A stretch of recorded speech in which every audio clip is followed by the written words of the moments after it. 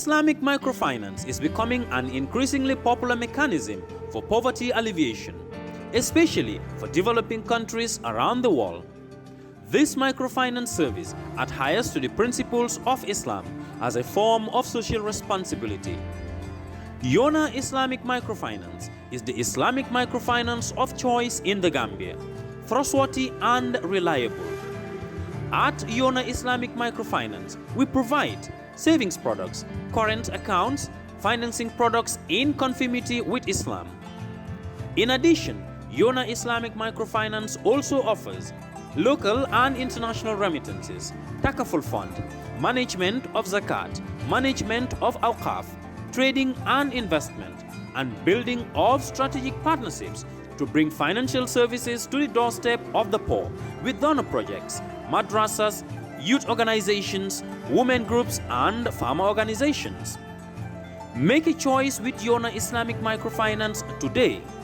For more information on Yona Islamic Microfinance, call 377-2151 or 9832-151 or visit Yona head office at Tipa Garage, Bakote, or visit any Yona branch located countrywide near you.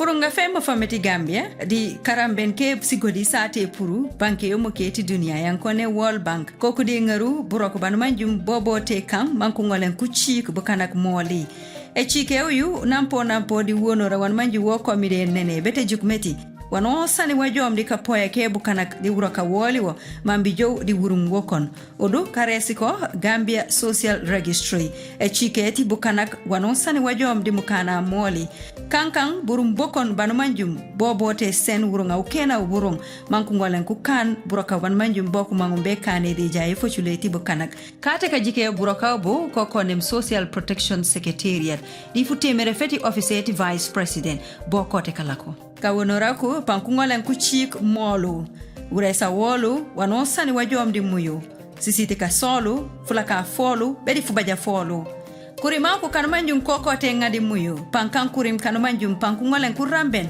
kuroka kemo fameti Gambia di furunga fole la di wanosani wajom di nafayole la yankoti ngeru de jaye fochuleti uroka weti mofam kurima kuchila kanjote chik pankan ne manji chike meno waita wolu weti mofam nen ID card meti nanosani nankuje mante kuchik waita ukila di kurima kuchila awanu manjum akuchiku moli pangolen seni burum munungolen manjali moli nanosani nanusolai waita ukila babaj kuroka kanumanjum kokote purudi office anumanju yokone Gambia Bureau of Statistics GBOS buku pankuri ngudi sisinde solo manku chengu di kuchiku po wanosani wajom di fulaka folo bare kantu meti na nana nanku chike moli na mfuramben fubile aware no baji hani jotu enomo ubaitu jaburu ngawbe burumbuken panungole no baitu nafa woto fuchika fu ukang anumanjum pambungole no unampo dikapana kuchila meti nafa anumanju yoyote bil panka wa anumanjum peningeru ejaye fuchule famfang di molo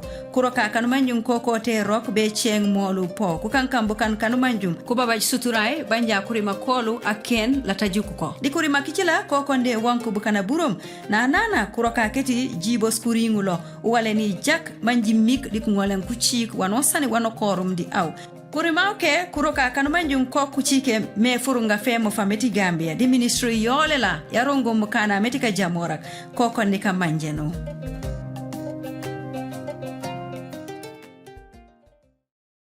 We live in a day and age where technology is creating a world without borders, filled with unlimited potential to improve the lives of the people around us. Innovarex Global Health ushers in a new way of leveling the playing field with increased access to quality healthcare services delivered at your doorstep. Our qualified professionals are equipped with state-of-the-art point-of-care testing technology to conduct tests such as kidney function, liver function, electrolyte tests, body composition, hemoglobin, A1C, and many more services with the highest efficiency in delivering results. The addition to our flagship, Wellness on Wheels, more fondly known as WOW Delivery Service, brings the entire clinical experience full circle. IGH has remained committed to creating the future of healthcare delivery. Gone are the days of sending loved ones outside the country for basic medical services. Innovarex Global Health offers a new peace of mind and takes pride in delivering the quality of care we all deserve. Ya bari biyo ken kontan batale. Bari natal pour kan bullo ko jibe. Ito kontan tale makura. Bari ala ya lonte mon kontan de. Makura kana nyina ko teninte belbe tuba dudula kili ngoto. Ngoto nyalti kay. Ngoko di baka to ki nan jang pour yena dula dada. Ni tata na dula to makura. Ala ya long njuso malla. Ama hani futa dula to dula din. Anu birite loro commencé woni bitema. Ama hani me. No ama me to nyalom. Ke bara fonye mun muy la kulloti. Ndela kullu balu walti. Balu. Ha. Wey, fo balu ko loro fanankele. Ikal loro fanankele. Nyen kunne soniata ta www.baluwo.com. Anim baluwo isela bulloran jorangol be sang anila kudula asatare mambata. Jorangol membu ko sementol. Kenyo, babarol, nil, peruol, woninga nyon jamal. Ta baluwo.com. Yen jorangol be sang ila dinkira bado adungite batala je. Anim baluwo ifangole marate la kudula.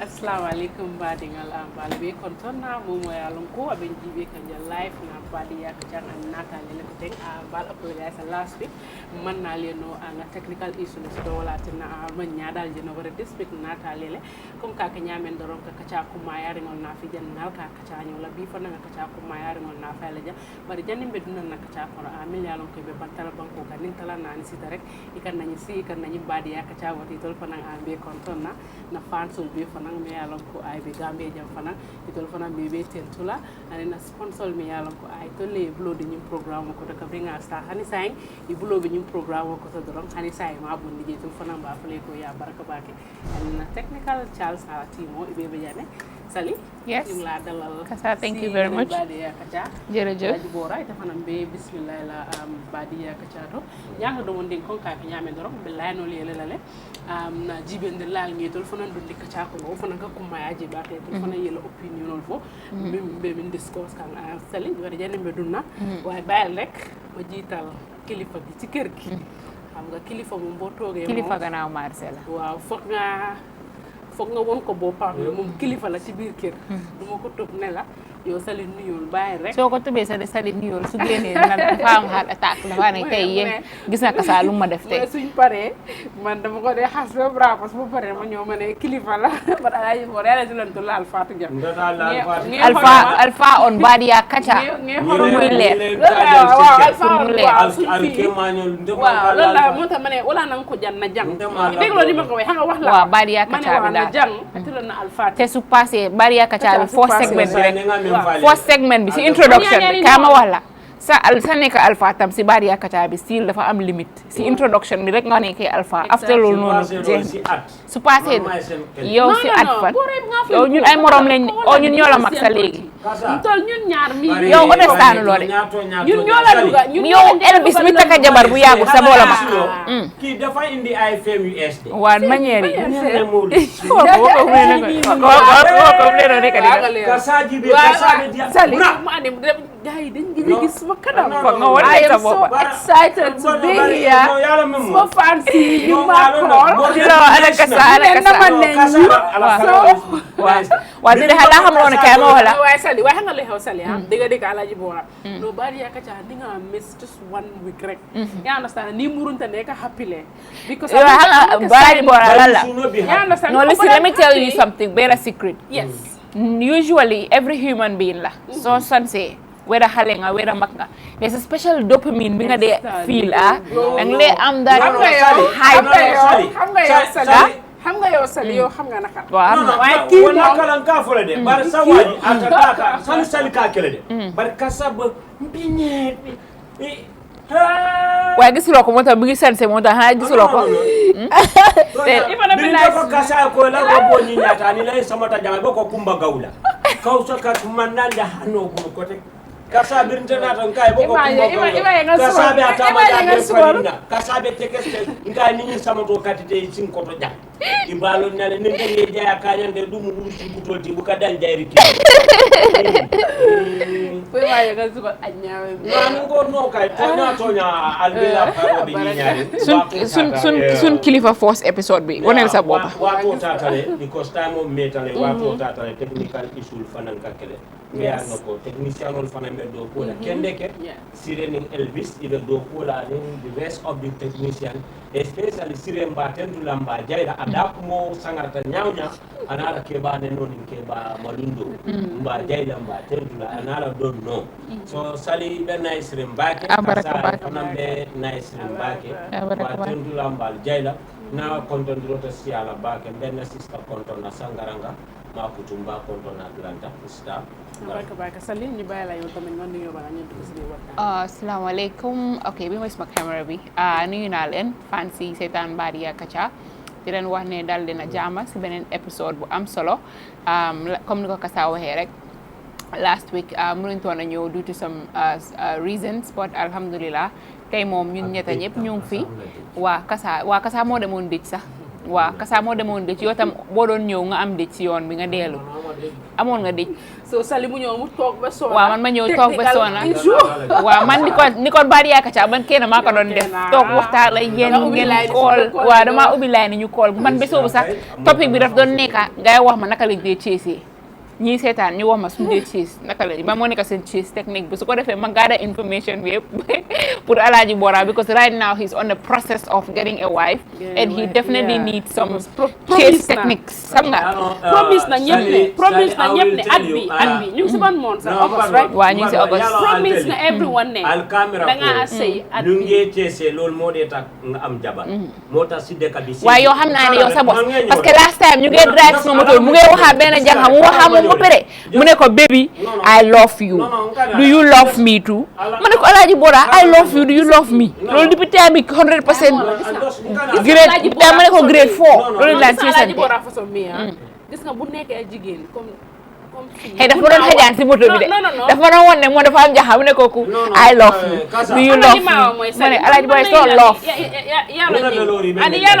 yalla ñi mo sifalo ñi ne bakela modi mi yalla ko nani muso e bun kilifo ata hanyila waaw waaye su toogee Badinya Kaacha thank you very much man sali de fo ka nyaake because ile tiamo yalla moy yaajale Kassa antel muso dal ma ko yo mandi antel muso dal fasa mandi mil kalo ka fo ko kar silata la muso nya kar ma hanya la muso nya wala ka kina mol dol ni o fo mo ni sondo mo man fut ba datata na futar suwo ko na katanya pala muso kana ya li muso e ka nenele nyaadi muso e ka tetele nyaadi muso yala muso e manyana ila muso e manyana silandilela ila muso manyana na he jala fitkata muso family ka bo ha kari ala mun karna ala muso be nyoka ka kele ko tekaka no that's the best way of training la muso e li bari dina muso be nyoka boko cars and dog wala hanila muso fa na he jaka silenya so ñëwé rek ñu ne Hitler ñëw na Adolf Hitler muso da wonya muso min la muso e ke ala ñinin ka concentration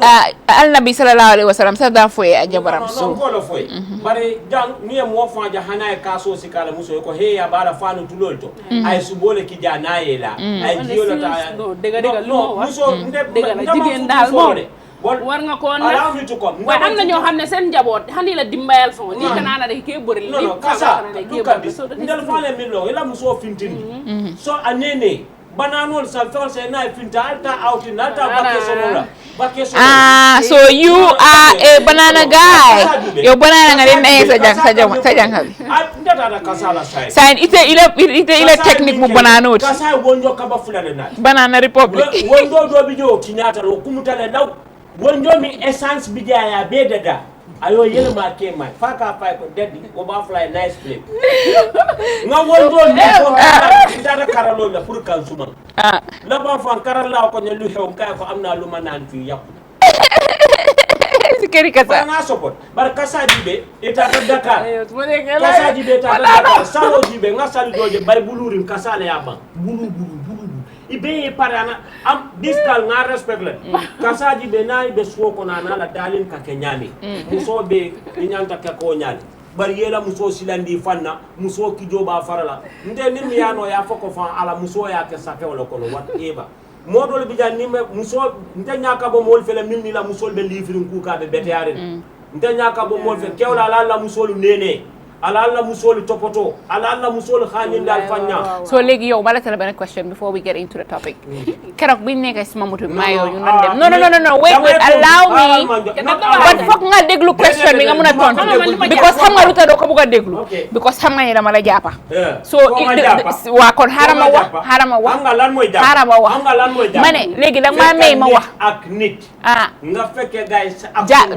man xam nga la kala jappé I did not catch you physically yow dang lon wax ci telephone you catch me facially not facially I heard your conversation understand nga and it's not as if I was eardropping lama don dopatos ma soxla you were too loud usually Alhaji Bora is loud so ya no was ci telephone bi ya no was ci telephone bi ngene ko ni ne baby hala no explain Bora la mo ya fa xami be ngene ko ni ne baby ela Fatou gewel juufu ko ngani but ndole tal mune ko baby ibe ñaari baby mi ne ko me fane baby xawma lan la ko wax mu ne ko waaw tay bu xaaral xam nga duma mëna dégg baby mom lay mëna dégg man kala ko jela bu yete man sa tontu bi la ne ka di wax obviously akado baby mu ne lan la yow ya wax baby mu ñaan ko dafa la baby ibe ñaari ngene ko baby mbe fay ni legi amna baby lu mu wax yow ngene ko ni ne baby yow ngene ko yow ngene ko ni ne baby def la tiital rek Alhaji Bora mu nekk di ko explainer la moo tax téléphone am bi fay moom nekkut ne moo ko off on purpose ba pare bu wax kooku mu tiital ko Alhaji Bora am nekk di ko baby you know I love you baby don't do this to me baby do you love me mu ne ko hey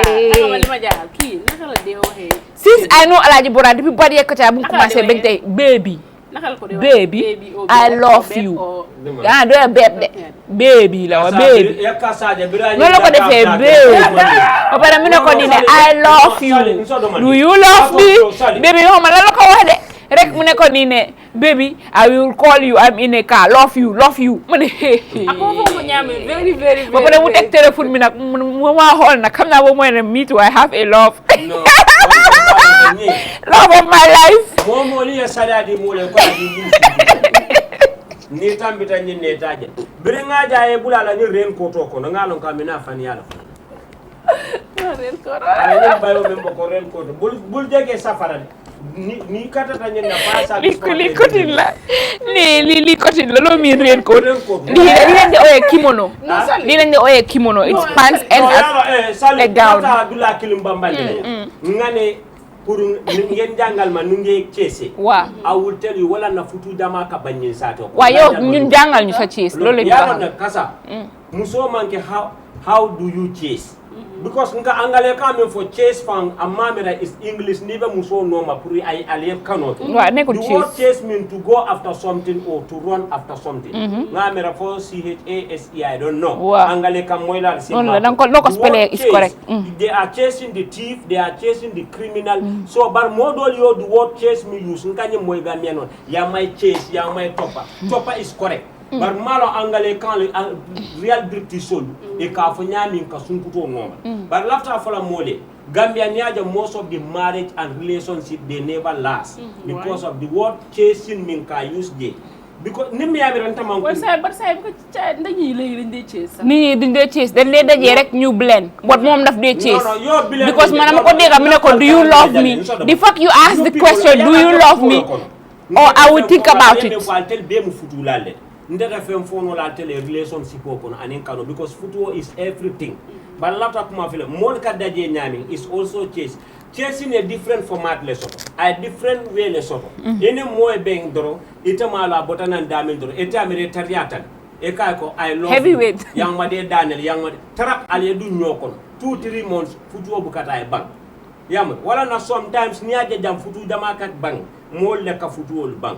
ni be football kele you need to take your time football is everlasting cool for kaburo but why being ka football sama football kaba mune ano because mol bukela time ta mol ka dun ko ko ne bukale ni mo ka nyoje bi ka fa ko without you I cannot live so you are still taking your time you are still taking your time actually not taking my time but after my wish moment I don't want to divorce in my life okay so you are choosing the right partner basically some divorce just allow me some divorce football do la ban fanam DJ sometimes ndenga mira communication or things at the initial stage at the beginning nini more benta just kana environment on the society la diamo jibe futu no take your time the person you are take your time has a limit has a limit take your time ega 100 years until you drop it mom road to 100 ani bora no alame kasa biryani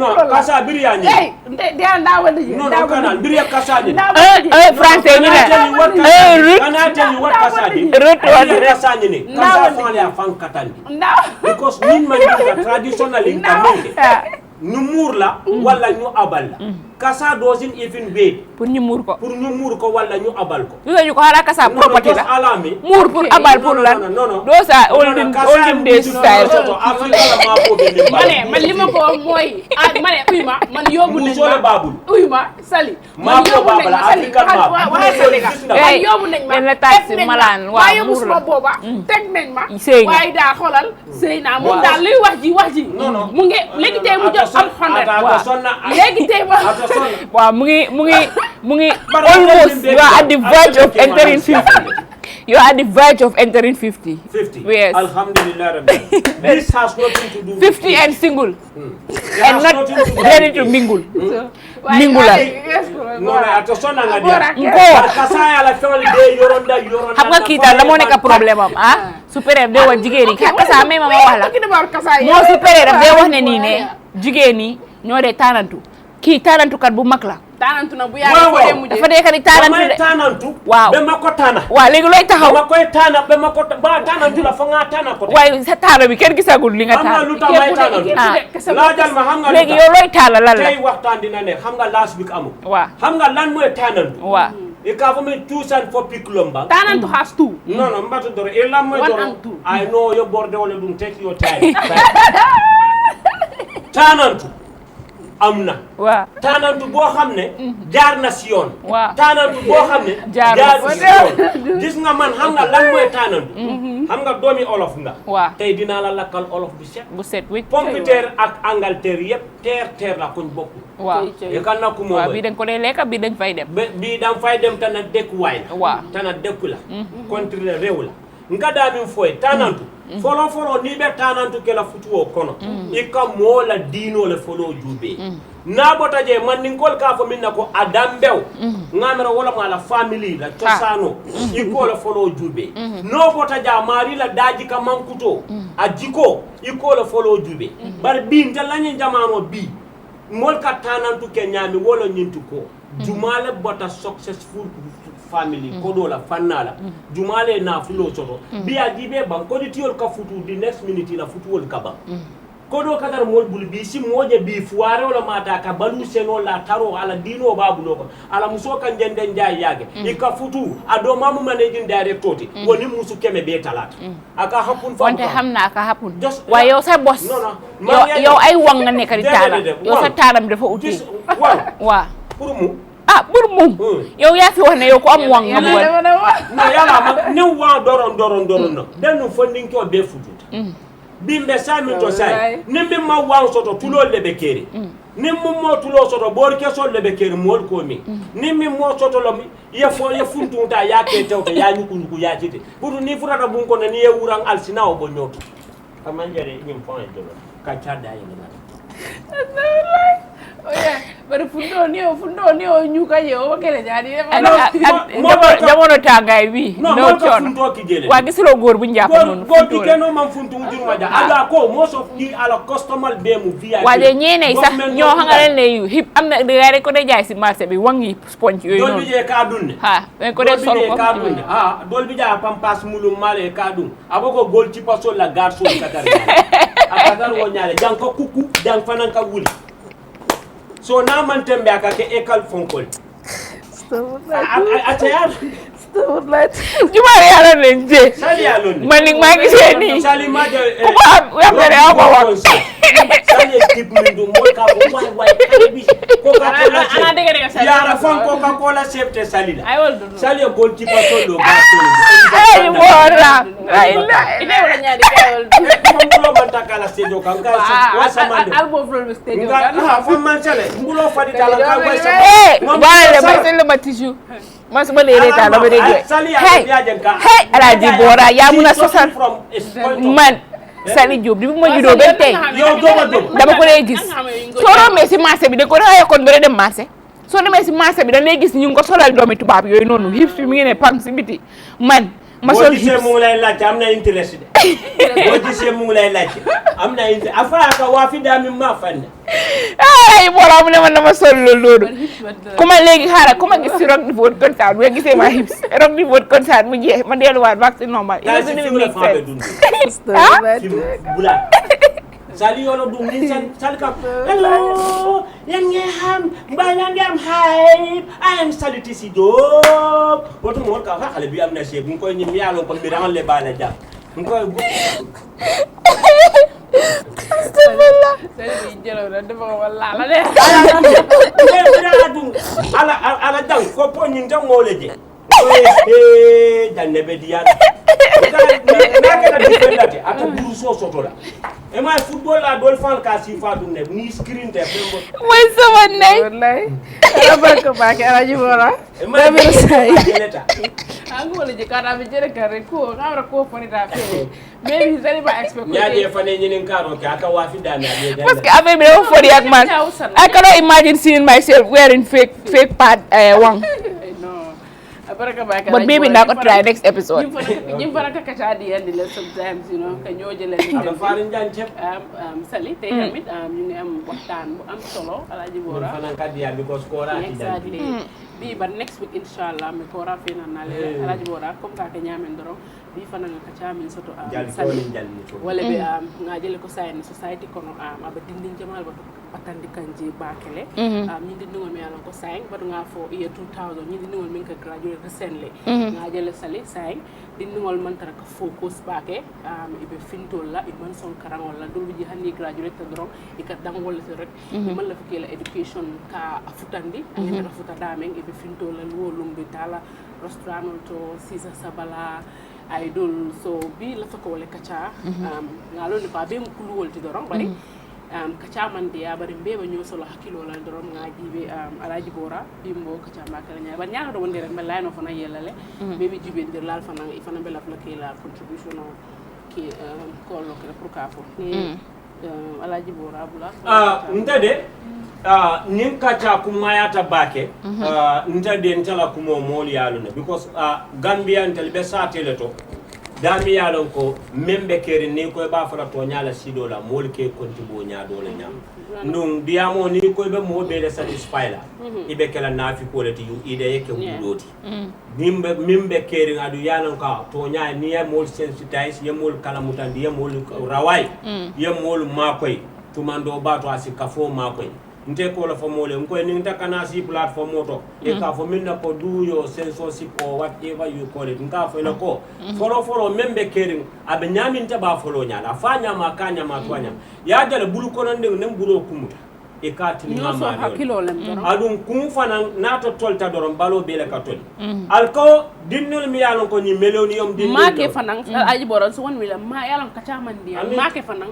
pour ka sa hani ni o ko doro yeti nyaarol ke bin so do mandi non sa boram e malon kanam fon so ngako comme ça be bula kam molle la wol non ko men bora make pour ka nyo ka jafi just ka chalem doron pour ka nyo so hakilo la parce que jamano bita ka mbalo be kandir mbari ben na ha dindikan so do mandi jël la mooy la nga jël la man diamo lafta même fola folo lafta ka nyini taydi ndaka kuma fula la fa diamo kum fadula kumo na beteata alalom na tinyata ntelo wa si bahe si yalla la joge si yakke man la fofu la bare alal ha ko tunya diamo man no nyem banko be da ma tinyata ni ya fo mo le bukason e kanyi même fo melonium dindiwul wolo nani ya 2000 dindiwul amanke ya 2000 to nga fo don ka bo 94 la kana fo sai bi jamal la bandin wala nga fo nya ngoy nun tinyata bobbi suno be rek yaram bi yeb da fay tas tana bulo na kumute ka ma so do man din don kana le so bula do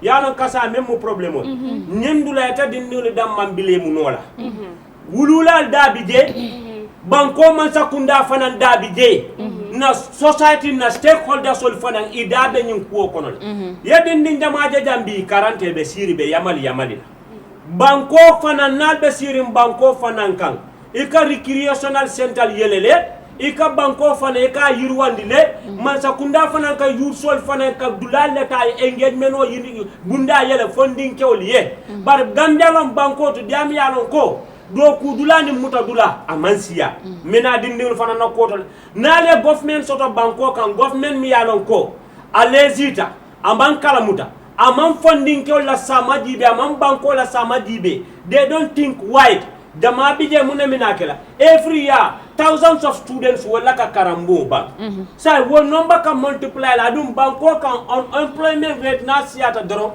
criminal wala kasia ika you have a lazy youth society ku jamala be jande mo ma expect ko be tinyal bar ni mo be tata sir mo bi janna fam metto be bulabe koyri yela metto sota be koyri bar banko felenta be stockring banko felenta be stagnating banko felenta mantarta kanu if you have a failed institution in your country sometimes it bring lazy aka laziness akole nat we call them lazy youths because lazy tal munane lazy ta amanka ko harma dir damanna ka fanda da ka fanke harma dir the society contribute your family contribute the government at large they contribute towards the development of youth towards the welfare of the youth towards the progress and the for prosperity of the youth barsay bank Gambia family bele nanyende ndo mil be kabula kulun ko ne kata bakwe 99% of them imagine ni furata tubawu biril Libya Tunis Morocco they start to learn skills ika metol karam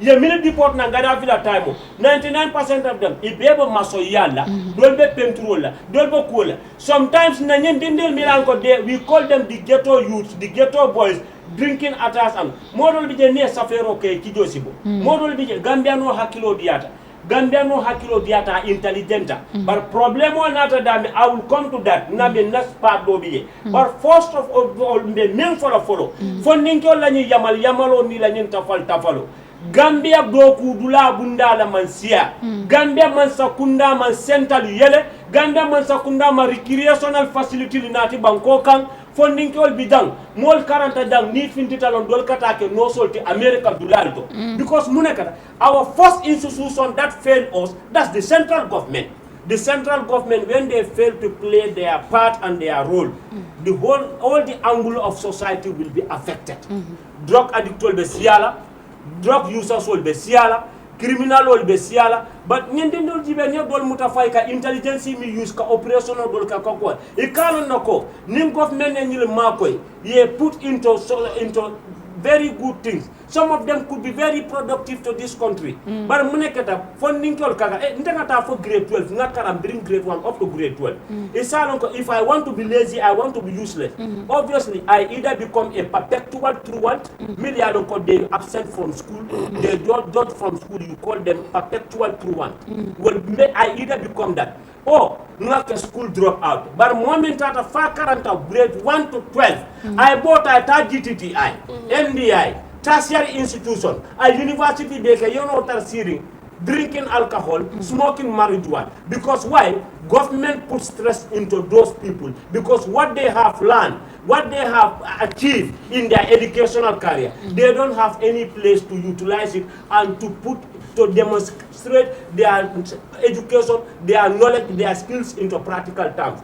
So that is another leading factor to that. That is another contributing factor to that. The central government they are very incompetent in that. That is why today we have 100% of lazy youths in our society. Yes. Nibe min put la je tuba won coming for in elucidation, then you add it on top. Yes, Kassa, as Alaji Bora, brilliant points nga put in place for Funono.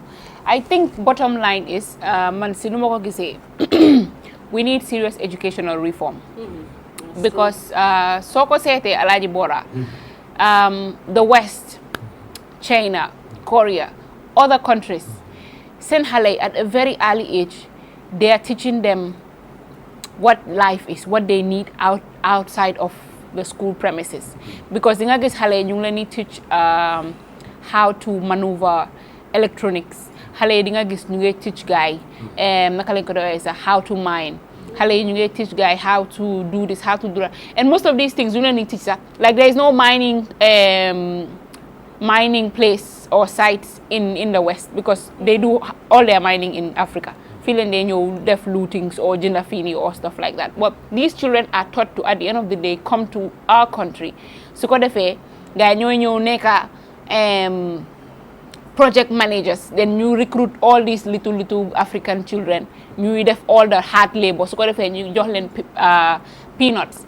So ko said law Africa soon education system we are busy telling these students what is science, define SES, what part is this, mosquito, label the body of a spider. You know, all these things, at the end of the day, it doesn't help you, doesn't program you.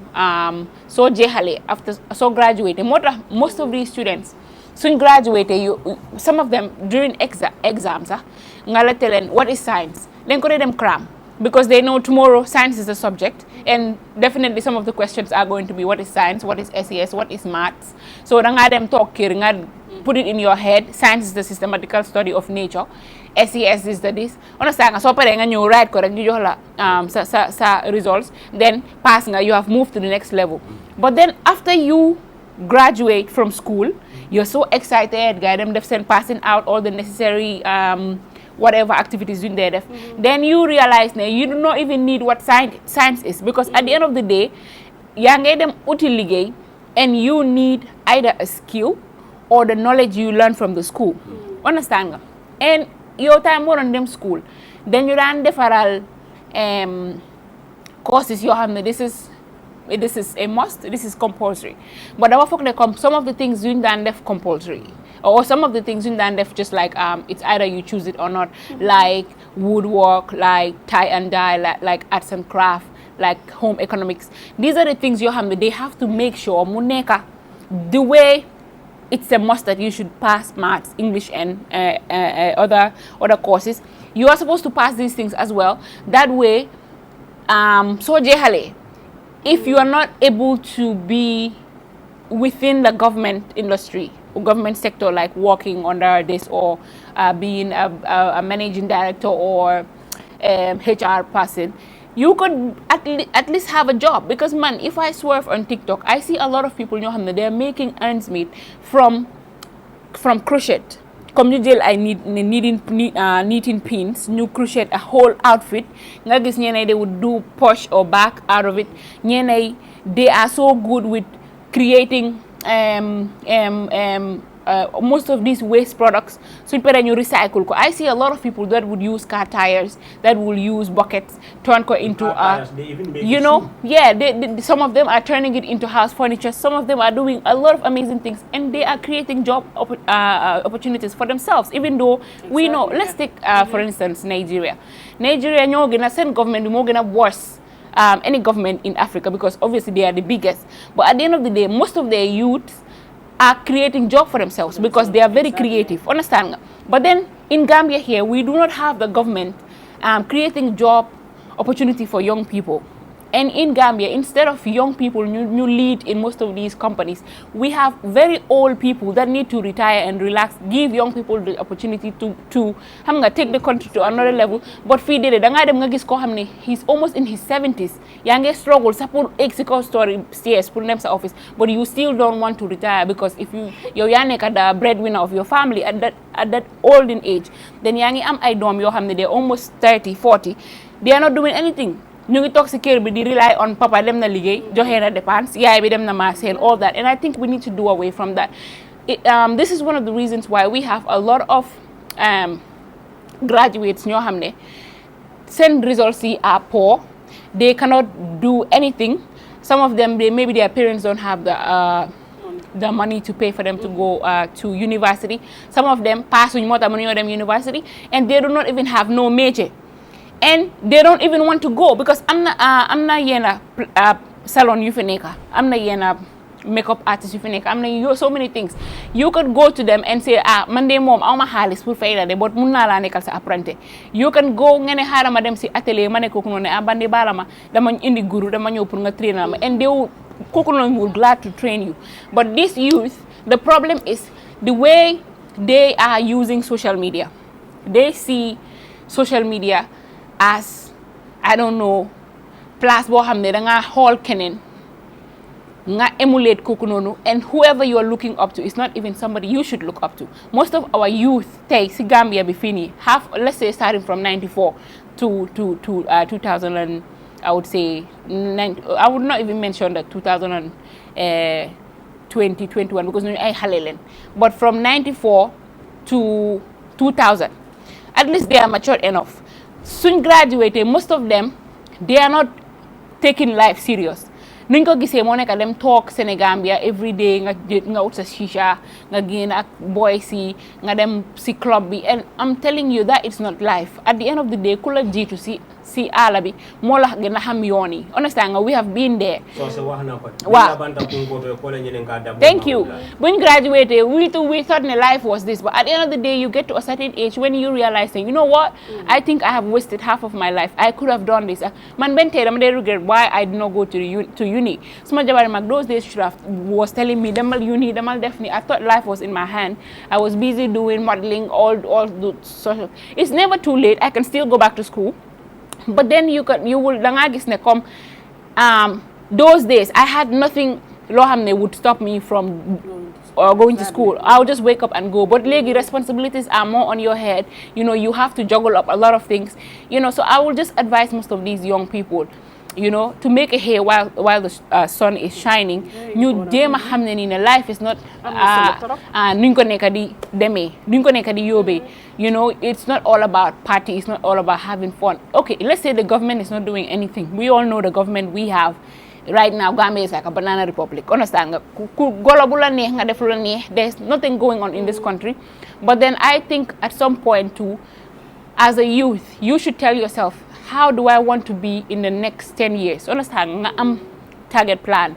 Your parents is not afford certain things. So just tell yourself, okay, let me go to one tailoring place, or let me go to one carpentry place, and just YouTube is here. They can teach you a lot of things. You can look up to other youth from other countries that are doing so many great things for themselves and emulate from them, but not all these rapper yi nekk fii nii boy si Gambia ni ñoom ñoo gën a graaw koo si wax de mu ngi bëgg a nekk Burna Boy or Wizkid or Davido waaw Rugi soo waxee ñu fata seen benn boutique. And now ku nekk is a content creator. Gambia ko xale boo wax rek I am a content creator on TikTok. Looy ban content creator nga ñii ñu ngi imitate kii mu ne moom slang daf dee nekk di wax like I'm so fed up. Understand nga dama feel ne comme these things at the end of the day company Gambia, like let's say a company like Kerr Fatou sax is struggling to have sponsors from certain companies. Ñi nga xam ne sax they are very well known in this country, ay big artists suñu amee events dañ dee am challenges to have companies to sponsor them. Talk less of yow nga xam ne kenn xamut la benn TikTok nga nekk amuloo sax views yu bari nga ne yow content creator nga, and you want to rely on what? How are you going to make Sally, comme Bora ni mu ko waxee definitely we all know this government they fail us, okay? So xale mënuñoo toog ne ñu ne government bi la ñoo xaar ñu bëri ñu fi comme ni nga ko waxee rek tailoring shop yaa ngi fa makeup artist yaa ngi fa gis nañ makeup artist yoo xam ne fii right now day doing makeup ñooñu demuñ sa toog ñu ne dañoo dem si demuñ si school sa YouTube lañ ko jàngee yee ñu jàngee fu noonu so now ñooñu noonu ñoo nekk di am seen xaalis ñu ngi liggéey understand seen business baa ngay dem kanam waaye tamit soo waxee fii tamit da nga wax fii ok xale yi léegi sa lii pare wuñ pour soona waaw yarin bi dëgg nga mu ngi fa waaye xale yi tamit dama gis ne xale yi léegi jamono bi pare wuñ pour soona comme ni nga ko waxee rek ma solo ma génn dem toog Sénégal ya ok sorry to say that ma nekk di tux sisa ma nekk di xaw ma naka lañ ko di sisa la aussi sax xaw ma sax naka lañ ko di waxee chicha understand nga ma nekk di tux loolu noonu Sali gis nga jamono buñ nekk nii Sali comme ni nga ko waxee rek xoolal Nigeria ni mu mel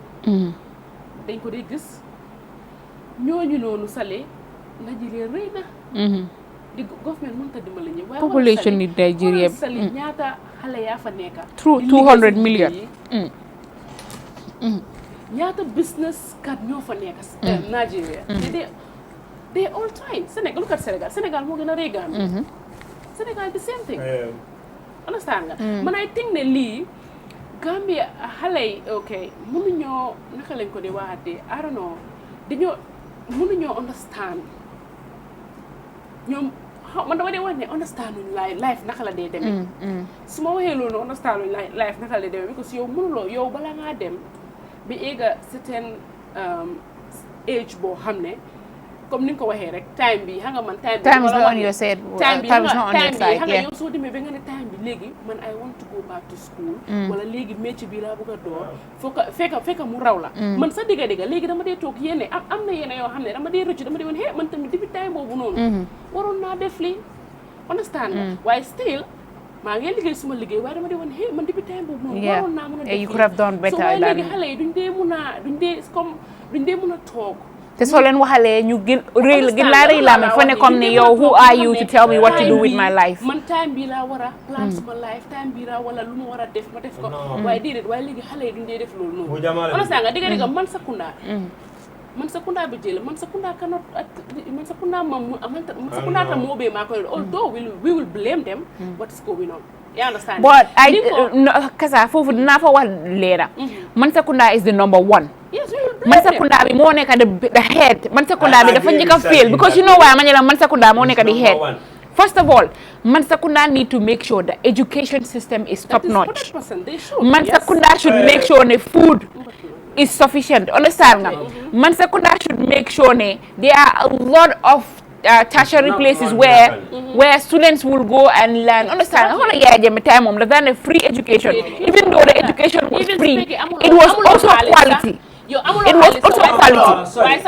and ñaata student la fi yaay jam bi yóbbu ñii mu yóbbu leen Taiwan ñii mu yóbbu leen Malaysia ñii mu yóbbu leen Venezuela ñii mu yóbbu leen Cuba you know yes most of these doctors ngay gis ni tey they are product of Yaya Jammeh because daf leen yóbbu ñu dem ñu jàng mu ñëw but léegi government bi ni léegi they are not helping young people or nothing the education system is getting dilapidated by every day soo demee si school bi imagine su grade 12 jotee or grade 9 da nga gis a lot of 54s few people ñoo nekk di compete léegi di am aggregate 6 or aggregate 12 and people would be so proud and time boobu noonu man maa ngi remember when we were going to school time yi naka lañ ko doyee sax it's not WAEC am na before nga dem grade 9 waas am na boo dee njëkk a def common entrance or something like that yes soo paasutee nañ la repeat 1 million times nga doo skip but léegi now da ngaa feel sa ñu yóbbu la si beneen level yàlla mu ne ok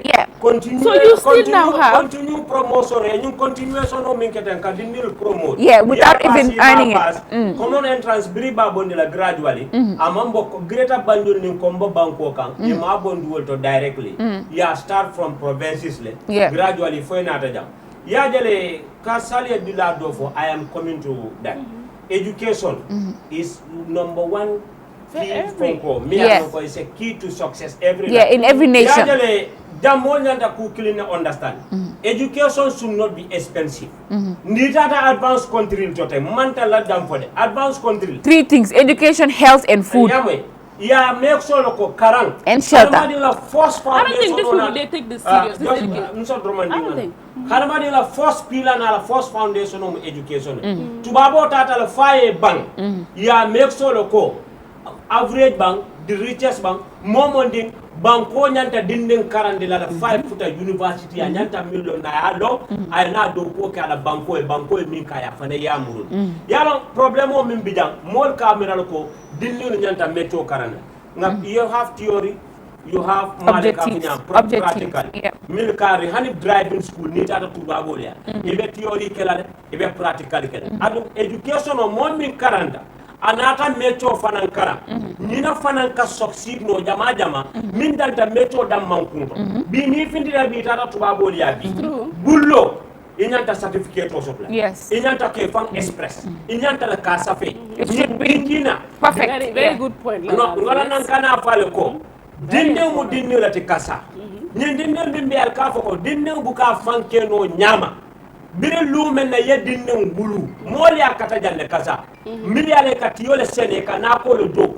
Ye dil karandile. Il dil karanta idita. Kassa ika moje jana ay karan londo ba kunkon. Pour mansakunda ya makoy pour alo karam ay fendo dundi je mi aloko asi banko makoy ngal nembe silo jadala janna injinan be kata forina e ka gambia no jako mu injinan hani brijo ba ko ten ni sera kundate mata injinan lo ata ku jamale bije ga ibe government mba fola bire mba fola sama quality education o banko kan it lead to many success in life.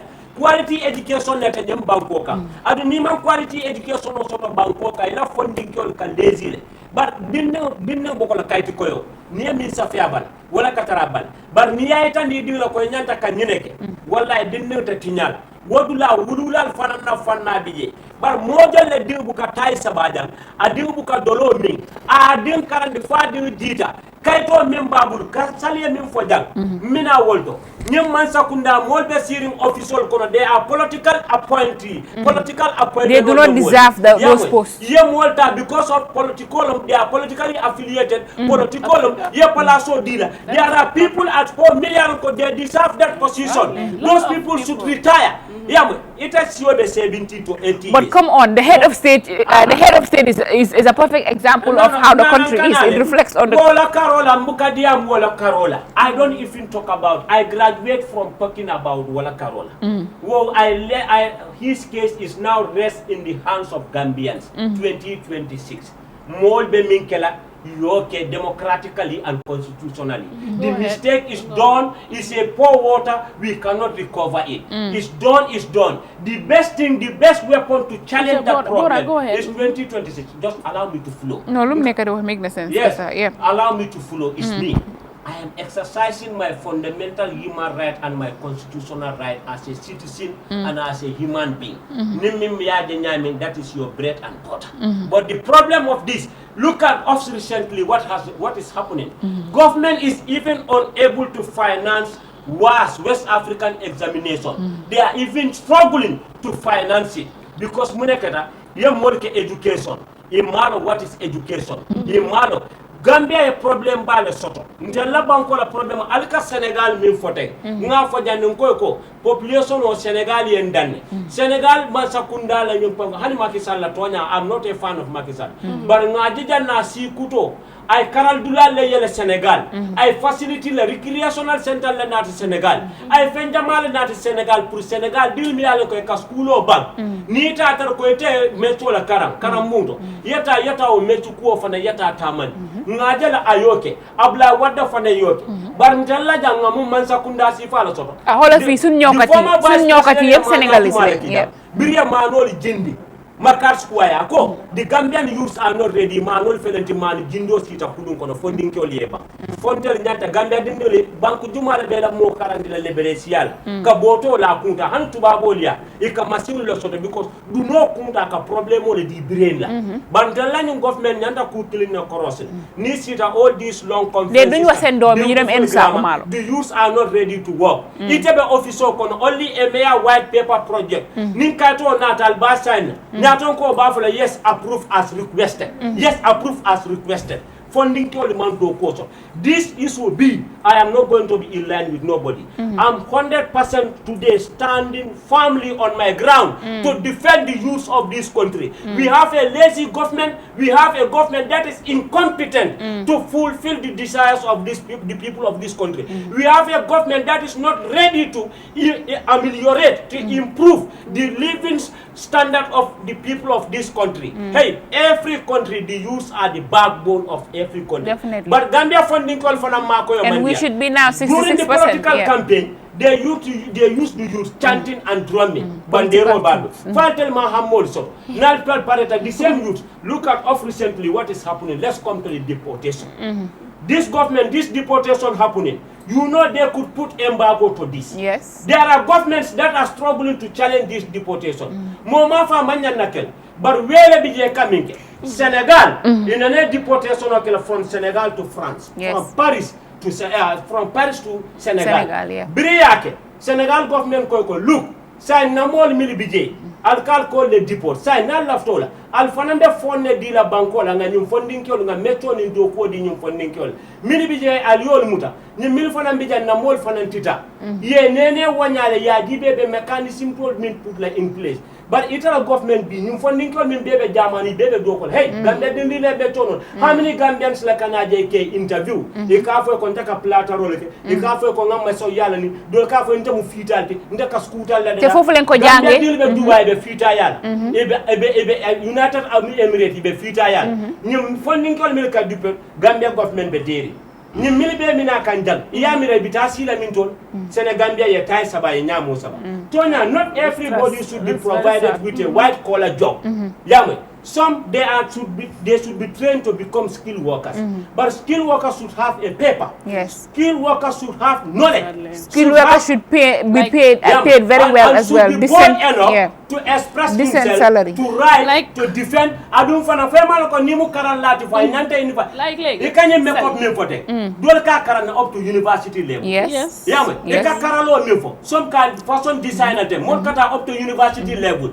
Yeah, so the letter you okay no la nyadi YouTube nemu YouTube the for karana ya access. The problem is there because even the YouTube the internet is expensive. I agree with him 100% because what they got here sali alaji wala say ni man karam because ajibe ban say hani plumber fo nana te ya plumber ngete ka saferol kele ay fengol be safe one by one I understand abe ko karangol today because more wulla no mi yalan ko say ko okay say now because more gamino lu ka understand ka fo no man la fi karangola man la fi at all karangola man la ko si class o bonko bari mbita nga ta me chokana but I think ne bora mi fo ja make no sense because munulo without paper you cannot do anything here say mi ngi jamono mi fo alaji bora karango fongo ni man karam fongo ko le ya bakele pour que ku jamal fonke not hani mecho dorom fongo me fota la certain stage min to sali hani ni ma bu ni nyoto fonga ko le ale bulo ko bakele because say ngala Senegal ngeni ngaya tata America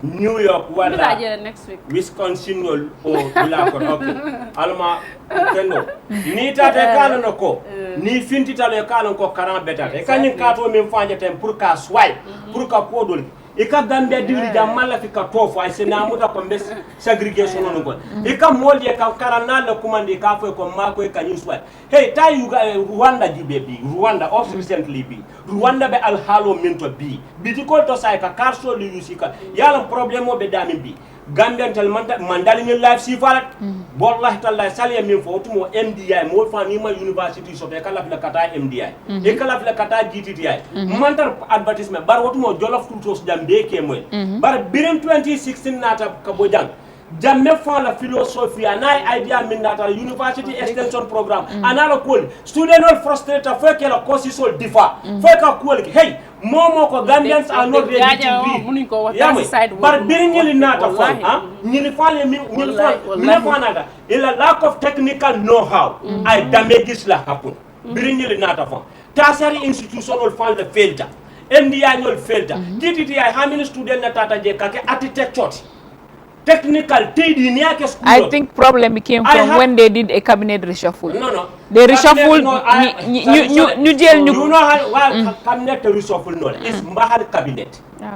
Mbahal cabinet lo. It's like nga jël reshuffle no because you know a square in a round peg. That's what has happened to Gambians.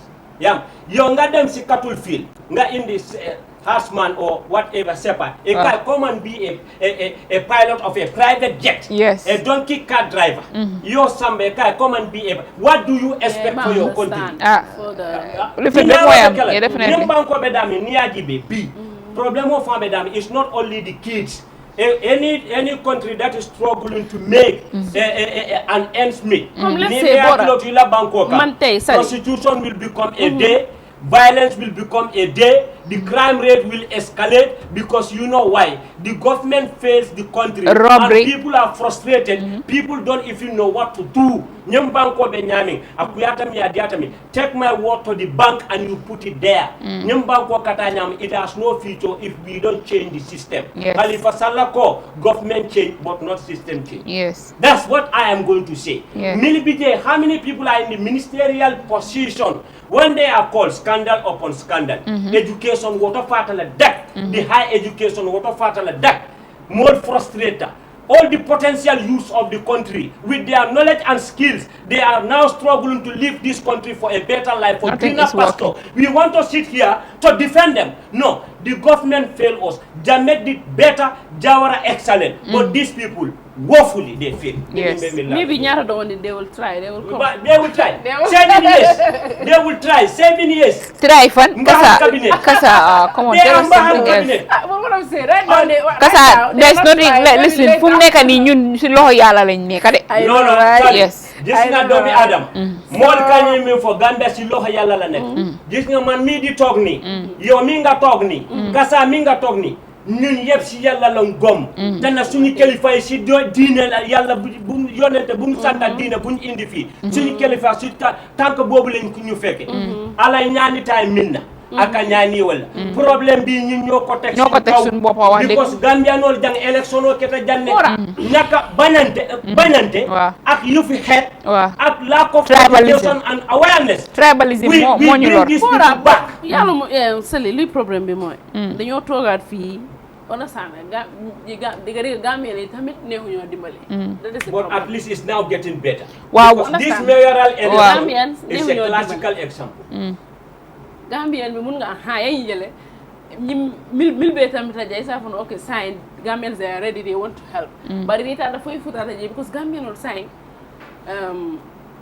coming sign all this mantraka only one political party for all these political parties ning ikaje ning campaign kana si temps boobu leen dee jóg su campagne bi jeexee kenn du leen dégg a waat loolu moo tam problème yi Gambia la. You understand so that time ibitali be more convinced ba ko do dila mo la it's all of them you understand but na woto ñëpp toog relax waat right now sax I think a youth a very smart and brilliant and visionary young person should come and start a political party and commencé ko wala Sonko moo def Sénégal boppam metti right now the guy election jotaa ngut sax mu ngi njata Macky Sall si pour bokk ko noonu even though tëj neen ko sax but fii Gambia fii ana ñu fi nekkoon di gëte nit ya wax bu bari election bi jeex na rek dem nañ toog waat Matungal nga reference tali. You see the problem of African society.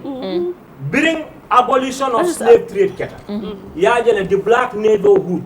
Tubabo le system mi use pour que les indi ke ko on for dem ke motimi yalo ko em lesta e ma ambition soto. They introduce them to drug and arms. Yajele tubabo han America kany problem mil be moy.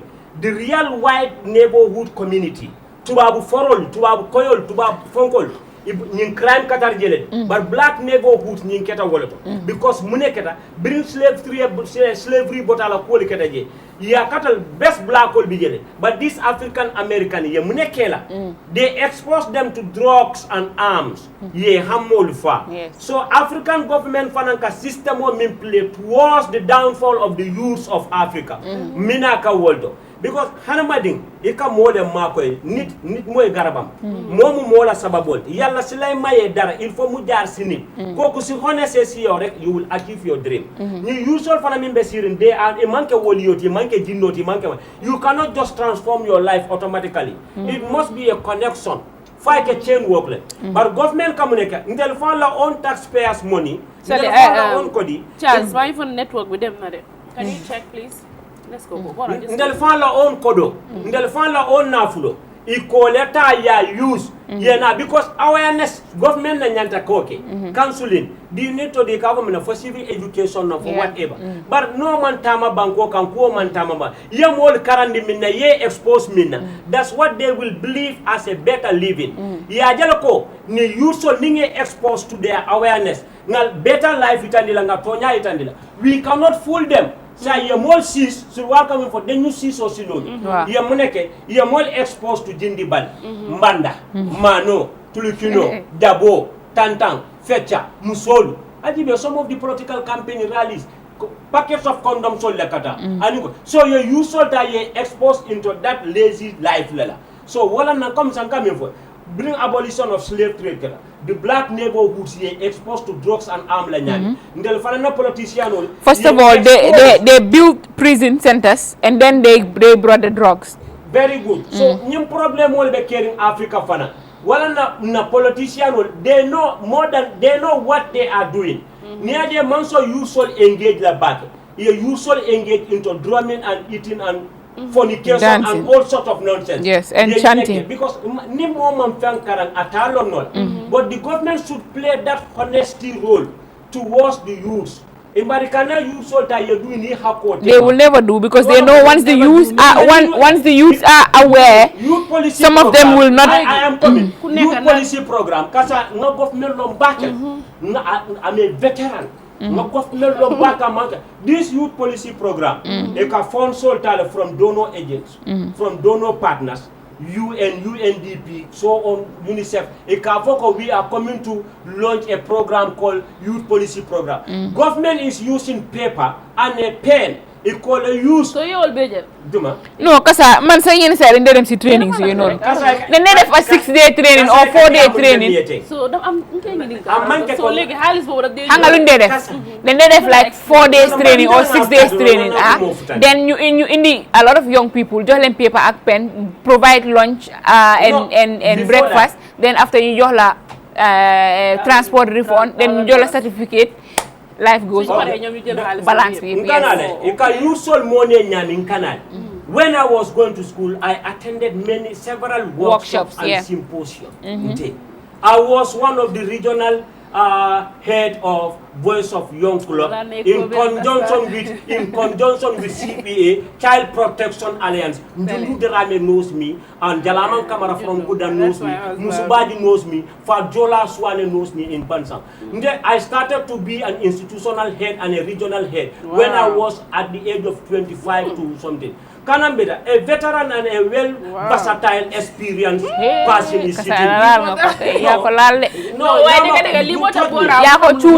You taught me. Some people when they see me, I'm walking, they judge me wrongly. You cannot judge the book. They think all he knows how to do is chase girls. I can even say, people in the top position in this country are more versatile than them, and I'm more position conscious than them. No, you more than them. You can even express myself more than them. I have more wisdom more than them. And I can eat at least lower than them. To sleep. And you can chase more than them. Of course. You can be a president, you know. Yes. Presidency and to become a minister doesn't mean you should chew a paper or a pen. Yes. Or you should have this. Yes. Minister, most of the works of the ministers are done by PS. That's what we call the permanent secretaries. Yes. And world become easy. Ite keno la permanent secretary to Jawara la time. Then you got a permanent secretary to Jawara la time. I will tell you dinding la malti. Munda maknit konopa munda la kopa. Jawara la time countries sent to their people to come and learn. Gambia kama sakunda doko kenyadile. Na civil servant system na public servant system. Bankoli ke la moli ki dang. Gambia e karanal sotolde. This country, there was a time needed international appointment ranking con. Gambia was in third. Gambia, Dr. Walinda Unyon Kofi Anam Yole Saba. The country is blessed. But the blessing ni muna yatinya. Ntatan yun bunch of incompetent personnel. You come and fulfill the position of the people of this country. You deny them what they should enjoy. You deny them what they should benefit. You deny the future generation what they should implement for this country. Wole banko saya koma. I think also Jawara Alaji Bora. I am coming. Gambia government, a youth policy program le initiate UN. Nilation in santé ma fon min dunta nyim banko kan Jawara masoto jamme masoto. Education policy anatal, health reform anatal, security anatal, code ya long dang, honey ka for min counter terrorism fund anatal. But why? Your color be divert to their personal interests. Kids are in abroad. Wives are now going to abroad to have their babies. Almadi Dakar ya be occupy. Motobal be sanna sunkutole.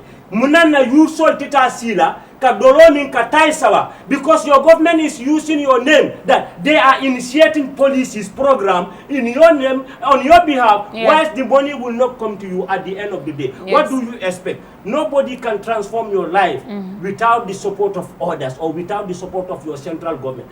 This is what is happening in this country. People are denying from their right. People are denying from their tax the money, the taxpayers, the money that we pay. Niambulanga Express, maybe the president will put me one of his cabinet resolve. They are more man better. Sometimes it's not to go to Forobe or Harvard. You know people level of understanding and you know their IQ. When you sit with them in platform, you allow them to flow. But problem will be the ministers are summoned to the parliament to come and give their briefing, budget briefing, because the language is not there, the experience is not there, the technical know-how is not there. There are potential youths in this country. When they speak, excellent. They write, excellent. When they deliver, everybody become happy. But those are the youths sitting at the corner with their brother, with their frustration because the government denied them. Today, I'm in support of youths and in solidarity with youths. Carry on. Charles, because soon parliament. Charles, so you mune defal no. Saluma waxon di dega. I was a regional director. Hey, calm down. Touch nga fi rek way calm. That time you will love me. I attended many workshops. Okay, Sire, ni sa naman yung kaya no screen o bala, isa nga live lele. Very experienced man. Salim, you then. You know the problem with you like to blow your own trumpet. Wow. Soon nakalengkero sa. Kiban tula ko mula josa. Wizard, Alaji Bora is a wizard because you know a lot of things. I like you. I like you. Li down mune daw ku wéredi wa way bo xam nga doomi olof nga bu ko daw bam xam su wéré elek nga soxla da nga jaaxal wax deug daw ku wéredi ñaaka suma am sa bopam mo gen nit ñi wala ma jigen jum am nga sam ya wara wax ya mëna wax taxut nga wax lo xamne amut waaw loolu bay be sa time bi wala sa waxtu wax mu jot nga ñoo tok nga wax waaw wax deug léegi man fi ma bëgg a ñëwee mooy wax nañ fii yëpp problème yi Gambia la I think ñun ñëpp xam nañ ne first of all système bi dafa fail système bi dafa fail youth si already ñu ngi frustrate ñu bari ñu ngi toog amuñ liggéey xamuñ sax naka la ñoo starté the thing is some of them it's not they come den bañut sax pour ut liggéey de comme they don't even know where and how to start lan lañ bëgg a def and right now jigéeni Gambia yëpp makeup artist lañ bëgg a nekka all these Gambian youths rapper lañ bëgg a nekka because pour ñoom waaw loolu la di every day nga dégga ñii di wax ne ay ntele mu cagooti walaay ntele mu cagooti kii mu ne you cannot even tell understand nga rapper yi bari nañ fi dëkk bi rapper yoo xam ne amuñ future rapper yoo xam ne di nga woy ba ega 90 years doo musa win Grammy Awards understand nga so you might as well just rest xale yi tamit jàngay léegi ku nekka makeup artist nga bëgg a nekka at the end of the day ñaata Gambians ñoo dee dem def makeup dina mujjee makeup mairie ma ne mairie fa su yàggee sax dañoo dem di makeup picture yi ak béy yi si dëkk bi because at the end of the day we have a lot of young female wanting to become a makeup artist when the market is not even broad understand it's saturated waaw it's saturated market because already ñu fi nekka ñoomi neen sax ñu ngi compete customers because let's say Gambia soo bëggee wax makeup artist it's not up to 10 yuñ fi am ñoo xam ne comme they are very good at what they do understand nga and those people ñoom seen boppa sax because man dama leen dee gis on Snapchat the same person moo dee dem makeup bu fii tey mu dem makeup bu fële ëllëg mu dem makeup fële because you want to try different hands understand nga tey da nga bëgg am this look ëllëg nga bëgg am that look so imagine ñooñu seen boppa ñu ngi struggle pour am customers léegi ngay produce a lot Gambia dañ bëgg a comme di toppaleena understand nga lu xew rek there was a time li fi moo am na lu xewoon de balaa makeup artist am na lu jàng xay doon ku nekk bëgg koo dem jànga so the university, everybody is doing business management, everybody is doing commerce, everybody is doing studying law. Like bunch of people studying law, and Gambia where the crime rate is not even high. So at the end of the day, linga dem neka moneka can munta understand what you will become. But how many people know study law? Then I am sell law firm. Yeah, that's what I'm telling you. Amulo law firm, but first of all, sa amulo for them practice. For them practice sa yo linga study sa amut for funono. So man how masa Alaji Bora where the problem is coming from. Li waral nak betay hale youth si Gambia ni dañ mujjé ferop. Seen parents yi sax dañ amatu luñ leen di wax. Understand nga ba pare so nekké xalé yaangi graduate yaangi just recently, let's say the ones new recently graduate last week ago. Ñu ngi gis seen magi góor yi seen sister yu jigéen yi ñu ngi si kër bi ñooñu xëj na graduate nañ 3 years or 5 years ago. Non am na ñoo xam ne amul liggéey depuis 1965. waaw yow imagine sa oncle mu ngi si kër bi sa oncle sa papa rakaam bu góor mu ngi si kër bi graduate na bu yàgga amul liggéey waaw mu ngay play dam mu ngay xiim ataaya yow gis nga ne kooku noonu amul dara moo def a life am yow tamit ñëw nga graduate there is nobody in the house to look up to koy wax ne hey man de suma oncle de moom def na lii xaaral ma dem liggéey si office am bi or ma dem si workshop am bi or something the next minute sa oncle sa bopp sa moo la convince ne la suma raka kaay teg waraada bi fii dëkk bi dafa métti dara nekku fi ñun den soona nii naan nele baro government bi understand nga so the way this country is going Alaaji Bora xoolal exemple rek tali buñ nekk di defar nii depuis kañ ñu ngi defar tali bi mënut a fexe ba pere moto yaa ngi jaabante garage every day soo rombee si koñ yi kër boo gis ponde mu ngi ponde because of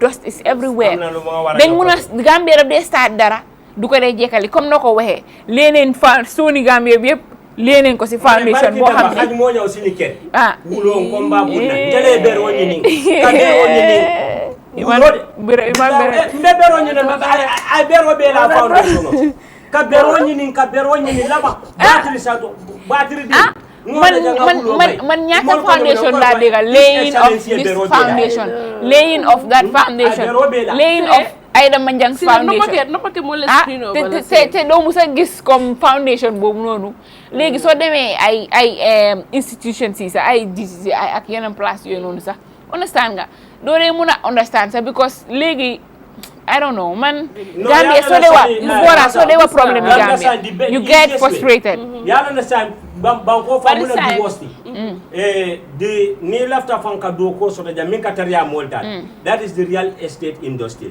bawo sa Gambia la keta banko te jan sai han moy kabata bulo londi wakati mu CEO ngamera Gambia we have a problem with CEO the word CEO yes it's true no ngam and they don't know what CEO is they don't know what CEO it's either listen if you have a small business understand you are either a proprietor understand or ngene yow business owner nga but CEO hanga ñan ñoo nekk CEO the people like ñoom taf ñooñu ngay ooyee CEO because at least they have created jobs yoo xam ne it has employed a lot of people ñooñu ngay but yow keena telecommunication yes or one of the biggest business proprietors yes but you cannot just be a fashion designer ngene CEO of I think they don't Kumba Kuloti hali mo kata mali fanga ka wax so ni ñu suwal order na bi dikin di soto do but il understanding dan tawon yes CEO of ya de real estate Tapalapa factory ni real estate wala fa fisata government bari fisata fi sa real estate la kamota ni mo nyini kay ka be minto la ko mbe buju banda real estate yes la kalanji estate yes wax mbe ke pultin real estate mbe fireman estate mbe waterman Gambia lon banko de am yalo ko fa government fan lose the control the license of direction and traveling agency tamit bari na fi agency sol financier ada problem si fal mil be look at of recently wala nango negligence this government aman ke negligence more nyanta difference lon between the line that is draw between negligence and technical know-how negligence mean wala nyinti ko you know it better and you have better understanding just because of greed, because of corruption, and in you neglect your job, you sabotage the country just because of fill your pocket. We call it negligence. Technical know-how, you are given a position, but everybody knows it. yourself you knows it ko ning nta samba nola but let me take taxpayers money or whatever agency or institution is nilita is not negligence de ni negligence lom at least dia moli ketale politician ol diamutal the genuine and concerned citizen ol diamutal bar hani bama ndel camera ni lañu mu negligence let ko dol tabije woli we call them negligence because dol bije they serve the government wala na sometimes as a president you can a semi dictatorship somehow within your circle is important ma foko ya mol fa ya mol sono but sometimes get crazy with your people when they want to sabotage your legacy no bora jang but you cannot be a president you want to satisfy everyone no sale hanga man la understand fi Gambia comme waxuma comme bora ayon fixed lañ soxla ken waxut ñi da nga hanga naka ñi kuñ fa soxla naka wa da nga wara tanga bu baaxa baax waaw way sen president mi ne mom tay mu ngi tangal mom mi ne jaxato la waaw man jaxato day weex mi ne mo dafa tanga la wax sale lima gis bi mi ne yeen ngeen ne man dama noy lima gis moy sale fi dafa control fi amul ben control ku nekk ma la loolu la gis Gambia ku nekk lu la neex nga dee def si yoon bi man tey dama dem marché maa ngi gis police bi jigéen yaa ngi teg seen lii naka leen ko di waxatee sax seen table lii non seen palaat yi si yoon si boori marché bi nii police bi ñëw di leen saaga naan fuck you xeyal wala jàng I want you to stop pour ma dem ma ne ko yow doo wañ ñii ñu ekkati seen palaat yi si njëkk ak teranga waaye lu tax ngay dem di saaga ñi parce que mu ngi foog ne comme police la wax tanga loolu la wax because mu ngi foog ne man dama di foog ne ñi fii fona dañ non police yi moom loolu seen jikko la gis ne man si police man si yoon bi police de taw si trafic bi man soo ma yuuxoo sax dama la stop hey non doo ma yuuxu pour lan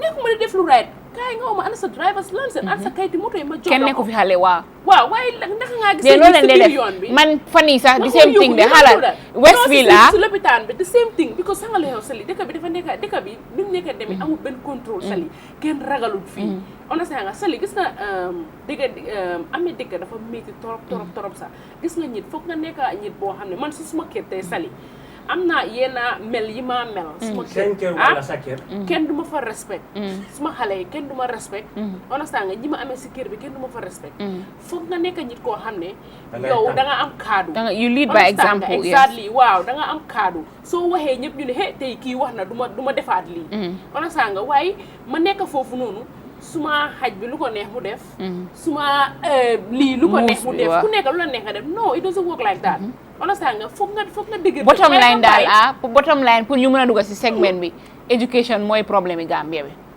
because tey soo ko seetloo xale yu ma la nekk di wax nii ñëpp because at some point all these police officers ñeneen dinañ dee ñeneen dinañ màgget ñu retire dañ ñu am fresh batch so imaginal this young people ñu nekk di graduate with aggregate 54 ñooy ñëw nekk ci police officers ñeneen ñooy ñëw nekk ci doctors ñeneen ñooy ñëw nekk ci nurses su ko defee ñuy def trial and error ci yarami nit yi understand nga man am na benn temps dama feebar ma dem ci lopitaan bi kooku ñu ne interne la nurse la dafa dañ ko indi pour mu ñëw lii pour mu identifier ma nga xam ne suma veine bi su ma defee nii sax yaa ngi gis suma veine bi pour mu def IV mu jël suma deret bi cuk na fii cuk na fële cuk na dama ko mujjee wax baala ma bàyyi ma because understand nga bala man suma yaram bi nekkul machine doomi tubaab soo xamutee sax imaginal lii yarami nit la you have to have somebody koo xam ne thank you very much koo xam ne professional nga understand nga professional nga war a nekka pour nga mun a def lii cuk nga lii waaye yow léegi veine sax yow yaa ngi jàng si kooku noonu imaginal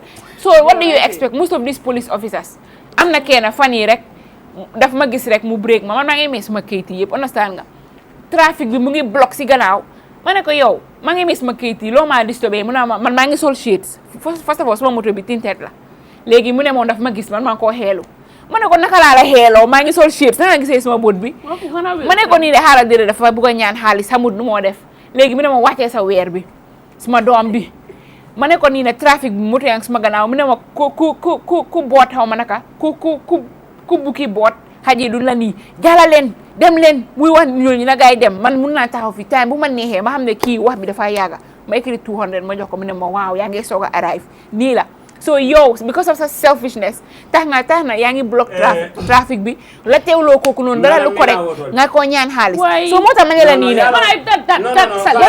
ne government for that waaw moo tax ma ne la education mooy problème bi dëkk boo xam ne kenn jàngut Kenya fane forces londi le anti crime malo nya tax forces londi le e ka police ol bay la fa wulo ko na ke bay ke ye mo lam londi million ko ye fanke ko normal passe police ol ka bribe te ke bay yalo police ol la caroline tete diam la je if you want to quarrel with a police officer fa ko jam police o fa ta hani la pour aller ta loi make sure you get all your papers intact. Yes. Make sure la kafana actor in order. Yes. Avoid because Gambia long banko ti dang. If where the Katari la right kanjane selective justice and peri chicken wala be banko. Yes. Because ndel be adi janne ko. Ndel la IG dan social media ni molbe nyola ani molbe diamula. Banko man am na benn bu ma gis mu ne ndoot soo dawut du ma daw TikTok laa ko gis police officer waaw soo dawut du ma daw ko mooy kii ko police commissioner mobile traffic thank you very much nduuti waray police ole ko kin ko li of okay mi ne ko nduuti lafta min fola moni police ga dawut du ñu daw ni tala mo wanke mo baati anytime ni petara police fa moy kuru yakele ya samba police katar ya bula ni ko kili ko call button from top call button and santon.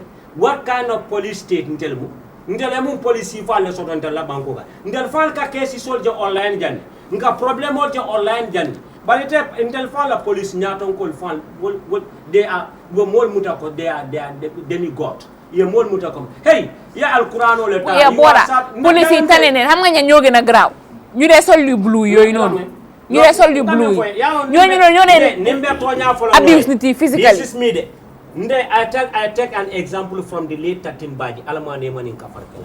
When Deda Hydra was shot to death, Tatin Baji parted to bring a heavy investigation into the killing of that Deda Hydra. Fat, Jamenyol Yabai. Yabai, your Usman Sonko Bondi from military to IG. This interior Usman Sonko was never a police officer. Zandar Moron from Zandam to army. Bondi army Yanat. We need IGs like Tatin Baji and Mokotel. Akalta dankata ko ataba investigate la mimbe kela wala beka. Ya ta jamabi je malo munana ya bay. But ndella jang munaka ken Gambia police la problem obe is the IGs. The IGs are the problem. The police, the IG, if police is a state, is a country, the IG is the president. You oversee the police. You oversee both the military and the police. Nita fal ko your police, there are malpractice in your police. There are la police. Million ko muna ne kaf mo ko call from top. What top? Who are those top? IG nyanta lola la ya fo ko nyinte kala either I resign or not. Nikata ko no fal. Landing Kinte, I respect him. Landing Kinte from Badibu Kinte Kunda. Landing Kinte was the IG during Faraba incident bekela. Ye mol fa kidol. Automatically I had a resignation or tender ko. Ninketa la time la during the police. Nimu maloleti, nimu doyalta ko. The problem of the police is not today. Kassa be sirin so ko na IG ko la wait, we are going off topic. No man atade pour ya police le nati jang. Pour ya mbarinding ta do ko le because you so la ko mbolo foka. Dress squad di beba nyama sabala le be je la do ko. Kunun ko ngaji janna their own staff. Yo la muta ya samba. Foi kata sorona, foi kata muneke. Yeah, but sumuta sumba indi nola. If you cannot use a fire to fight a fire, nimbe tonya falanga nyofo because you so labor police ala jang so police cannot even speak proper English. Police kalwa ka fo yeah, so we're just going to get into the segment quickly, right? Okay, obviously we want to talk about what is trending on social media, which is the coup what happened in Niger, right? It's in Niger, right? Niger. Yeah. We've seen Nigeria's Tinubu and Senegal's Macky Sall. They said they want to send ECOWAS soldiers, deploy their soldiers for New Dem Niger, for New Dem to reinstate. Yes, understand nga. But what am I saying is, can the black people when will the black man be wise and emancipate himself from mental slavery?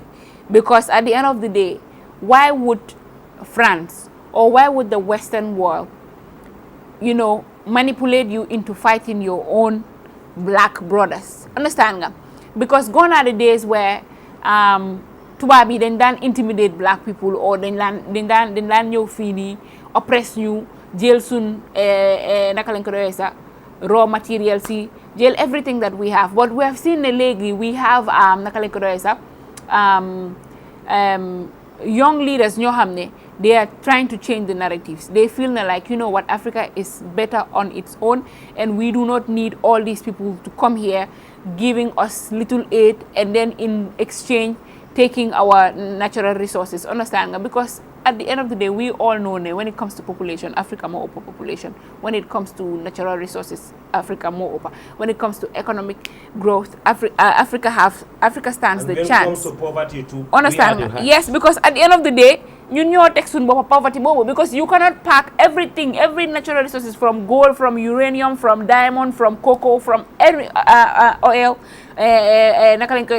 from gas, from everything we have. Nga dem nga jox ko tubabi, yow ya ko mom. Nga jox len ko ba pare ñom ñu jox la percentage bu ndaw because at the end of the day ñom ñoko nek di process. Understand? It's raw material, they processes. So how do you see this thing? Do you think that Senegal and Nigeria should allow Emmanuel Macron of France or these American people to push them into fighting their own African brothers? Sometimes history repeats itself but with slight variations. And are you against the coup or not? Me, I am 100% in support of coup d'etats in Africa. Because? Yes. Yalon kamimuta coup d'etat, that's not soldiers with arms to topple a government or a so-called... A failed government. Soldiers with arms and ammunition to topple a so-called constitutionally and a democratically elected selfish government. You call them coup d'etats. That's not coup d'etat. You know what is coup d'etat? Coup d'etat is a French word, coup d'etat. But the English way you use to overthrow or to topple governments with different mechanisms, with different means, with different ways, because there are many ways how to kill rats. I'm going to blame both English Wolof, Mandinka, Jahas, Bahas, Yere by Fan. You know why the problem emanate or commence, begin? You cannot be a president or become a president because of corruption, greed, selfishness, self-centered. You want to change the will of the people and the mandate of the people that is stipulated in the constitution, the two terms. Yes. Is that not a coup d'etat? Yes, it is. They cannot, let ECOWAS and AU and these so-called international bodies and communities put their house in order before they will blame the people in uniform. The problem of Africa is the intellectuals. The late O.J. Jallo, Almane Manin Kafarkel, Ayafo. Africa is facing many problems. The intellectuals and the uniformed men are the problem of Africa. They become tyranny, they become dictator, they become killers, they become criminal, they become terrorists. Now, when we go to civilian government, they started to loot. They started to do corruption. They started to do favoritism and nepotism. Now, why coup d'etats will not be in place? If you want to deviate yourself from coup d'etat, you want coup d'etats to coup d'etat. Agree to the terms. Agree to the constitutional term. In Africa, we must face coup d'etats because why? The so-called civilian government and intellectuals, they always change the constitution to their interest. They change the constitution to favor them. Why people will not do coup d'etat? Presidency is not something that belongs to no one's father or your mother. You don't inherit it from your family. I am coming to the case of Macky Sall. Macky Sall is having more than ECOWAS problem. Right now, Niger is not their problem. What Macky is facing, thousands of people in Senegal, they are dying in the street. What Macky Sall is doing in this country, this Senegal or Gambia, is hypocrisy. They even went to an extent to arrest the Senegalese that protest in the street against Macky Sall.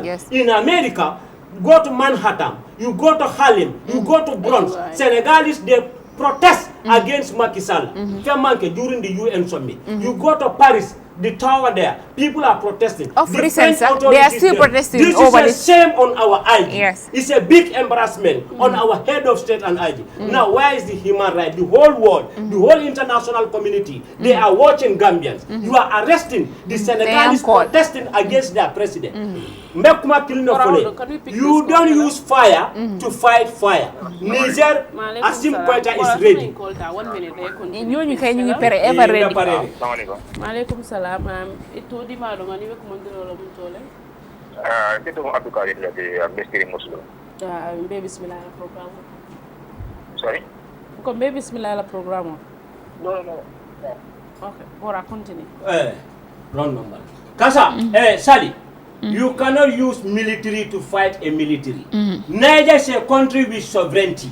They are sovereign nation. They are sovereign. They have their sovereignty. Let me enlighten ECOWAS a little bit. You cannot wage a war against a nation, a country or a state without having a resolution from United Nations. That's the Security Council. Yes. Macky Sall, ECOWAS nanta kalon. The case of Yaya Jammeh is different from that of the case of Niger. Yes. The whole citizens of Niger are jubilating, chanting, celebrating for the removal of their president. Now you people want to send forces to reinstate that president. What do you expect? Niger, Mali, they have different armed factions and different armed groups. Now they want to make this problem to go another level. Backed by Russia and King Jong-un Let me be very careful. North Korea, yeah. Nigeria is the country that did many coups d'etat in Africa. In the history, I think they have the Boko Harams to deal with. So yes, let them deal with their Boko definitely, Haram. and allow Niger. Dumbuya, my brother, I love that man. I love Asim Koita. I love Ibrahim Traoré. Yes. And I'm in support of these people. Even myself, I can even volunteer to go and take an arm. Yes, to me support, too. To support Niger. Any president, you don't want to serve the interests of your people. Let the military come and kick you out. Yes, we will pluck you like we will root you out. Thank you. Sali, If you don't want coup d'etat to happen, don't change constitution. Yes, sometimes you have move. Sali, Abaraka Bake, Alaji Bora. I'm local, Nadumo. Next week. Nyumuron number. Okay. Abaraka na technical fanameja ne Charles Mustafa. Asim Koita, congratulations for deployment of military. Abaraka Bake, see you guys next week. And bye. Vladimir Putin. Putin is the real deal.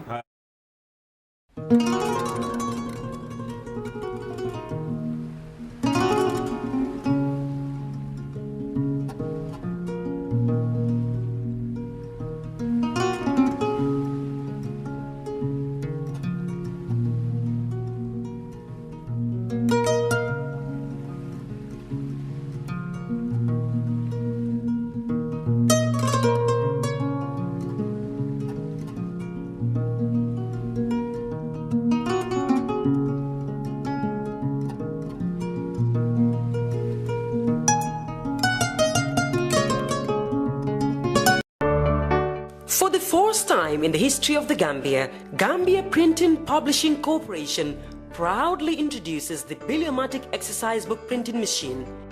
The machine has the capacity to print more than 20,000 books per hour. Yes, 20,000 books per hour. It also prints magazines, newspapers, calendars, flyers, normal books and all kinds of printed documents plus items at affordable prices. With the Billiomatic printing machine, GPPC can now render high quality and non-size restricted printing service supply across the sub-region. Rush now and partner with GPPC for all your public and private printing service needs. Print with us today and you'd be offered highly professional, reliable and efficient service delivery by our team of experts. The Gambia Printing and Publishing Corporation is here to meet all demands and is reliable at all times. For more info, contact us on 437-4493 or 437-4402. GPPC is Gambian and it's yours.